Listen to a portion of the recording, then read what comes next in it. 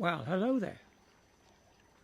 More news is coming out of America about this Donald Trump trial where he was convicted of a felony offence, which means he'll get jail time.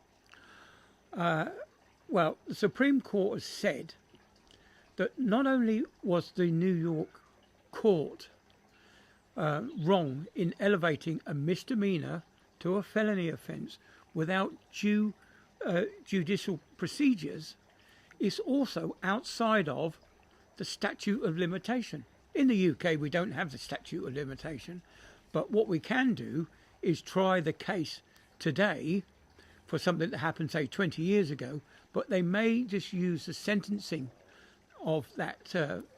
If they found guilty, they may just use the sentencing procedures that were 20 years ago. Say, for example, 20 years ago, that crime carried a sentence of 2 years in prison, but today it is 5 years in prison. They would use the 2 years in prison, if you follow what I'm saying. And also what's coming out as well, that the New York court had planned to give Donald Trump a 1 year sentence, which means that he could go into one of the worst prisons in New York. Yes.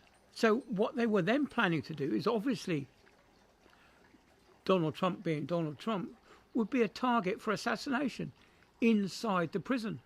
So this was their plan all along, I suspect, is that they were going to find him guilty no matter what was happening, as we're finding out now about this leaked memo in the court case where somebody, a cousin, was suspected of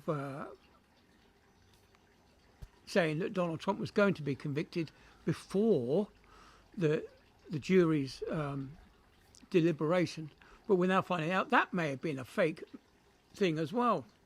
But it's definitely, I think that the Donald Trump's court case will get overturned by the Supreme Court simply because the New York court have overstepped their authority in charging him with a felony offence and it being outside of their statute of limitations. I know. And in the UK at the moment, Nigel Farage is going through the same thing.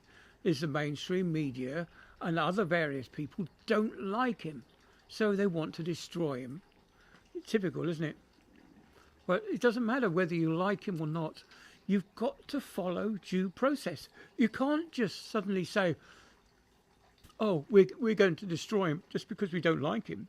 We're going to hide him from the public sector by not putting him on television or putting him into the side screen of a debate. They've got to be treated fairly. The people have got to decide what's right and what's wrong. You can't suddenly say, oh, well, sorry, we can't have Nigel Farage giving a speech on television because it might upset a few people. What we want is we want to focus on Labour.